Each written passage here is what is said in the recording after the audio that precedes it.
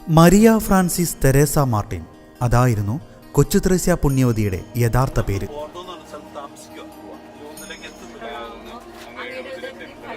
ലോകത്തിൻ്റെ നാനാഭാഗങ്ങളിൽ ഈ പുണ്യവതിയുടെ നാമത്തിൽ ധാരാളം ദേവാലയങ്ങൾ, സ്കൂളുകൾ, സ്ഥാപനങ്ങളൊക്കെ പ്രവർത്തിക്കുന്നു. 1873 ജനുവരി 2 ഇറ്റലിയിലെ അൽസോണിലായിരുന്നു തെരേസായുടെ ജനനം. പിതാവ് സമ്പന്നനായ ലൂയി മാർട്ടിൻ ഒരു പട്ടുവസ്ത്ര വ്യാപാരിയായിരുന്നു. അമ്മ സെലിഗോൺ റേന്തത്തരങ്ങൾ നിർമ്മിച്ചു വിൽക്കുന്ന ഒരു സമ്പന്ന കുടുംബത്തിലേത് തന്നെയായിരുന്നു. അവർക്ക് 9 മക്കളിൽ ഏറ്റവും ഇളയ കുട്ടിയായിരുന്നു തെരേസ. 7 പെൺമക്കളും 2 ആൺകുട്ടികളും. അതിൽ 4 കുട്ടികൾ നേരത്തെ തന്നെ മരിച്ചുപോയിരുന്നു. 4-ാം വയസ്സിൽ തെരേസയുടെ അമ്മയും മരിച്ചു. എന്നാൽ ആ വേർപാട് ആ 4 വയസ്സുകാരിക്ക് താങ്ങാവുന്നതിലും അപ്പുറമായിരുന്നു.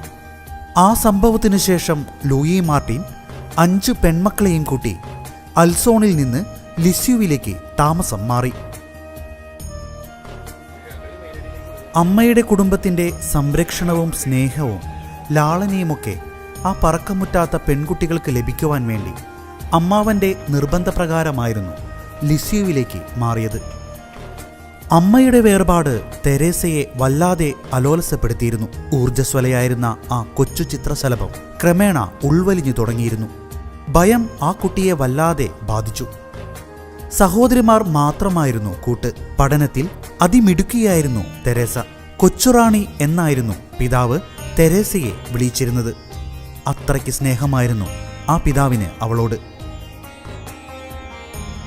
കുഞ്ഞുപ്രായം മുതലേ തെരേസായിലെ ആത്മീയ തീക്ഷ്ണത, ഭക്തി, സ്വഭാവ രീതികളെല്ലാം അവളെ കൂട്ടുകാരിയെപ്പോലെ വളർത്തിയ സഹോദരിമാർ തിരിച്ചറിഞ്ഞിരുന്നു. പരിശുദ്ധ മാതാവിനോടും പരിശുദ്ധാത്മാവിനോടും ഭക്തിപൂർവം വളരെ നേരം അവൾ പ്രാർത്ഥിച്ചിരുന്നു. യേശുവിൻ്റെ മനോഹര ചുംബനം ലഭിച്ച ദിനം എന്നാണ് ആദ്യ കുർബാന സ്വീകരിച്ച ദിനത്തെക്കുറിച്ച് അവൾ പറഞ്ഞത്. യേശുവിനോട് വ്യക്തിപരമായി സംസാരിച്ചിരുന്ന ദിനങ്ങളായിരുന്നു ആ ദിവസങ്ങൾ. അത് തുടർന്നുകൊണ്ടേയിരുന്നു. ഇതിനിടയിൽ മാരകമായ ഒരു രോഗം തെരേസയെ ബാധിക്കുകയും മരിച്ചു പോകും എന്നുവരെ ഭയപ്പെട്ടിരുന്നു. എന്നാൽ 1883 മെയ് 13-ാം തീയതി തൻ്റെ മുറിയിൽ പ്രാർത്ഥിച്ചു കൊണ്ടിരുന്നപ്പോൾ ഭിത്തിയിൽ തൂക്കിയിട്ടിരുന്ന വിജയമാതാവിൻ്റെ രൂപം തെരേസയെ നോക്കി പുഞ്ചിരിച്ചു. തൽക്ഷണം അവൾ രോഗവിമുക്തയായി. 15-ാം വയസ്സിൽ കർമ്മലിത്ത മഠത്തിൽ ചേരാൻ അവൾ ആഗ്രഹിച്ചിരുന്നെങ്കിലും വളരെയേറെ തടസ്സങ്ങൾ തരണം ചെയ്യേണ്ടി വന്നു. അവസാനം മാർപ്പാപ്പയുടെ ശുപാർശ വരെ ആവശ്യമായി വന്നു അത് പൂർത്തീകരിക്കുവാൻ.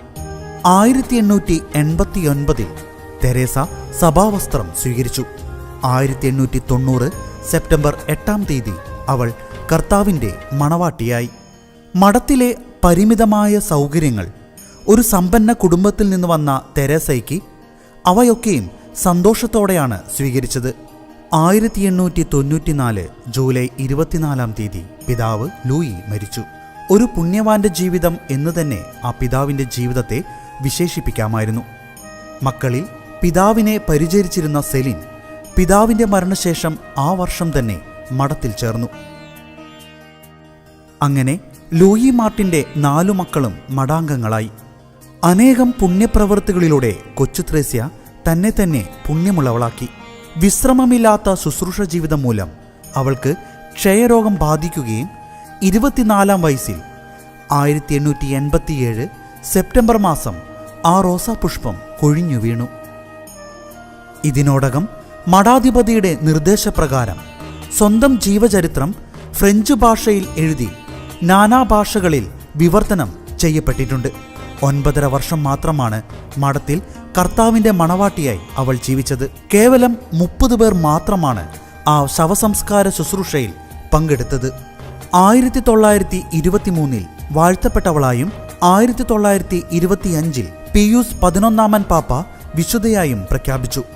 വിശുദ്ധ ഫ്രാൻസിസ് സേവ്യറിനോടൊപ്പം തെരേസയെയും മിഷണറിമാരുടെ മധ്യസ്ഥയായി പ്രഖ്യാപിച്ചിട്ടുണ്ട്.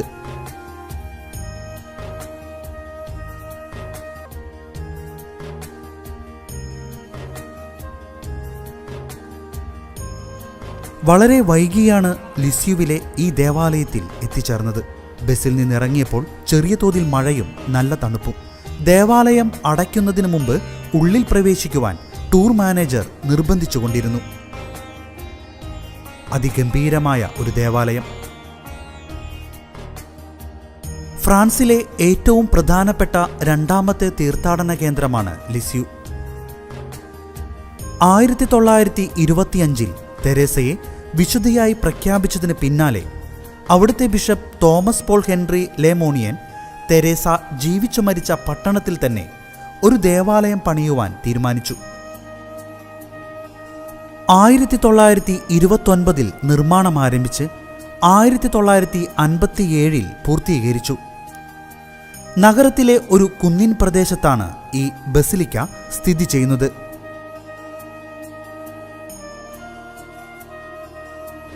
തെരേസയോടുള്ള ഭക്തിയിൽ ആകൃഷ്ടരായ നിരവധി രാജ്യങ്ങളിൽ നിന്നുള്ളവർ ഇതിൻ്റെ നിർമ്മാണത്തിൽ സഹായിക്കുകയുണ്ടായി. റോമൻ ബൈസന്റൈൻ ശൈലിയിലുള്ള നിർമ്മാണമാണ് നടത്തിയിരിക്കുന്നത്. 19-ാം നൂറ്റാണ്ടിൻ്റെ അവസാനം 20-ാം നൂറ്റാണ്ടിൻ്റെ ആദ്യകാല വാസ്തുശില്പ ചാതുര്യം ഈ ദേവാലയത്തിൻ്റെ നിർമ്മാണത്തിൽ നമുക്ക് കാണാം. ഉള്ളിൽ ഈ ദേവാലയത്തിൻ്റെ വശങ്ങളിലായി 18ഓളം അൾത്താരകൾ വേറെയുമുണ്ട്. വൈകുന്നേരം ദേവാലയം അടയ്ക്കാനുള്ള സമയമായതുകൊണ്ട് തീർത്ഥാടകരായി അധികം ആളുകളെ കാണാൻ കഴിഞ്ഞില്ല. ദേവാലയത്തിനുള്ളിൽ പ്രധാന ഭാഗങ്ങൾ ഒഴിച്ച് ബാക്കിയുള്ള ഇടങ്ങളിൽ വെളിച്ചം വളരെ കുറവായിട്ടാണ് അനുഭവപ്പെട്ടത്. ഇവിടെയാണ് വിശുദ്ധയുടെ തിരുശേഷിപ്പ് സൂക്ഷിച്ചിരിക്കുന്നത്.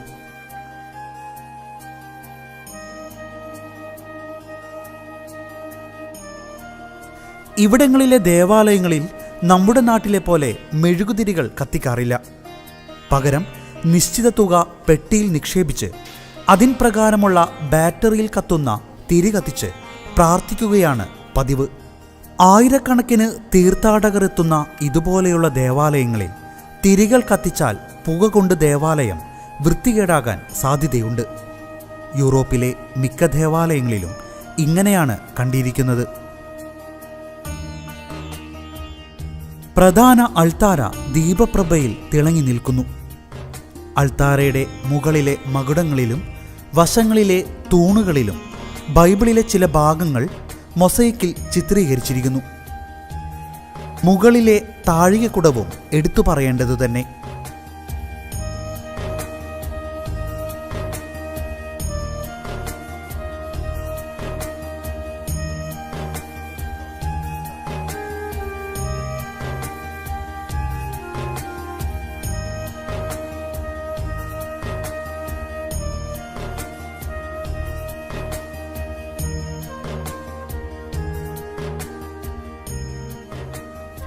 ഈ ദേവാലയത്തിൻ്റെ അടിയിലാണ് തെരേസയുടെ മാതാപിതാക്കളുടെ തിരുശേഷിപ്പുകൾ സൂക്ഷിച്ചിരിക്കുന്നത്.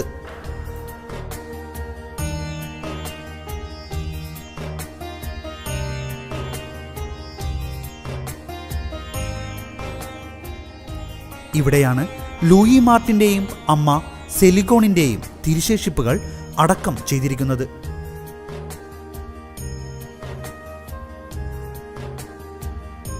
പ്രൗഢിക്ക് ഒട്ടും കുറവില്ലാതെയാണ് അതും നിർമ്മിച്ചിരിക്കുന്നത്.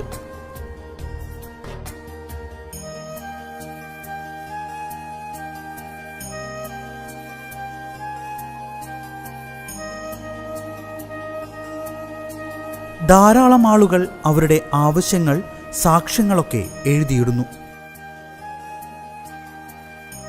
പിന്നീട് പോയത് ഇവിടെ പ്രവർത്തിക്കുന്ന സുവനീർ ഷോപ്പിലേക്കാണ്. ഭൂമിക്കടിയിലാണ് ഇത് പ്രവർത്തിക്കുന്നത്.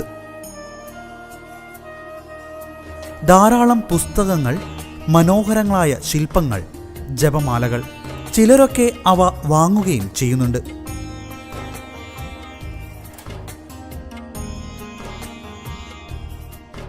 ഇവിടെ നിന്നിറങ്ങിയപ്പോൾ ഉണ്ടായ മഴയും തണുപ്പും മിക്കവരെയും അലോലസപ്പെടുത്തിയെന്ന് തന്നെ പറയാം.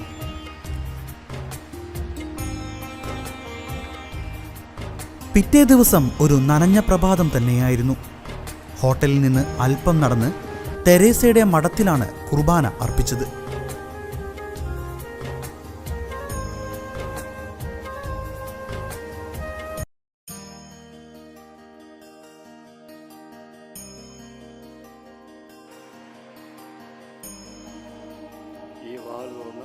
ഇതാണ് മഠത്തിലേക്കുള്ള പ്രവേശന കവാടം.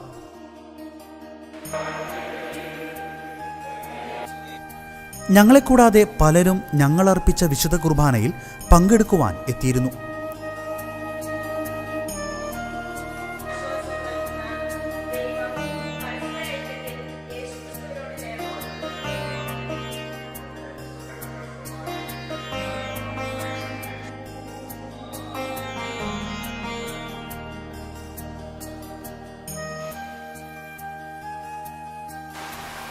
സമീപ പ്രദേശങ്ങളിലെ മന്ദിരങ്ങളുടെ നിർമ്മാണമെല്ലാം എന്തോ ഒരു പ്രത്യേക ശില്പഭംഗിയിലാണ് നിർമ്മിച്ചിരിക്കുന്നത്.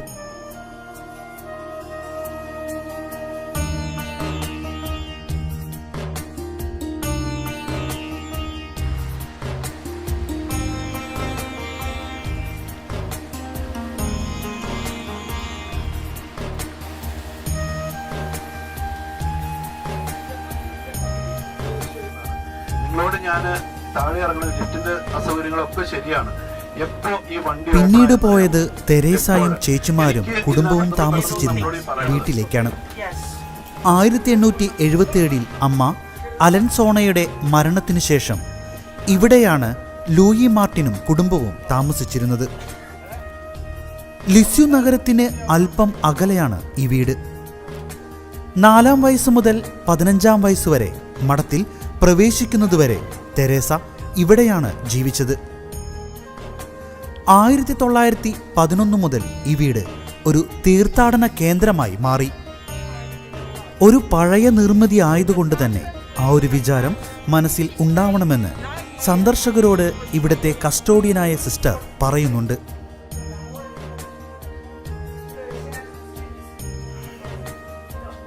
ഒരു കുടുംബത്തിലെ 3 പേർ വിശുദ്ധ പദവിയിലേക്ക് ദൈവം വിളിച്ചിരിക്കുന്നു. കളിച്ചും ചിരിച്ചും നടന്ന ഞങ്ങളുടെ കൂടെയുണ്ടായിരുന്നവർ ഭക്തിപൂർവം ഓരോ ഭാഗങ്ങളിലൂടെയും നടന്നാണ് കാഴ്ചകൾ കണ്ടത്.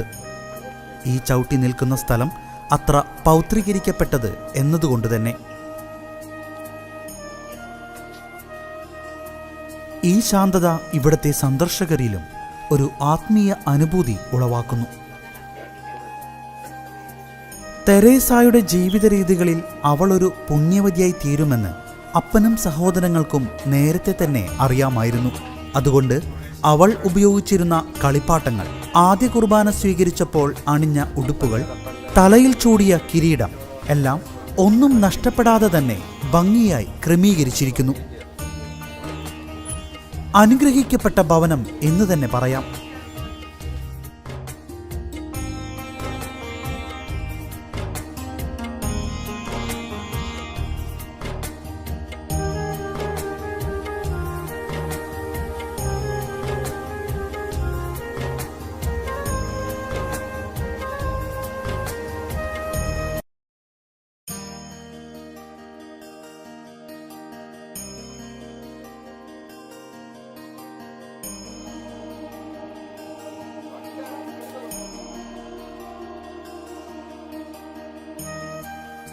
തിരികെ ബസിൻ്റെ അടുത്തെത്തിയപ്പോൾ ധാരാളം തീർത്ഥാടകർ അവരുടെ ഊഴം കാത്തു കിടക്കുന്നു.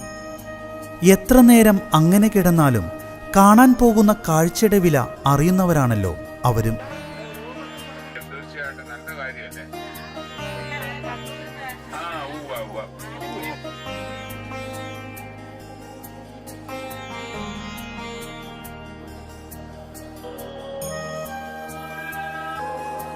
അടുത്തതിൽ ലൂർദിലെ കാഴ്ചകളും അനുഭവങ്ങളും കാത്തിരിക്കുക.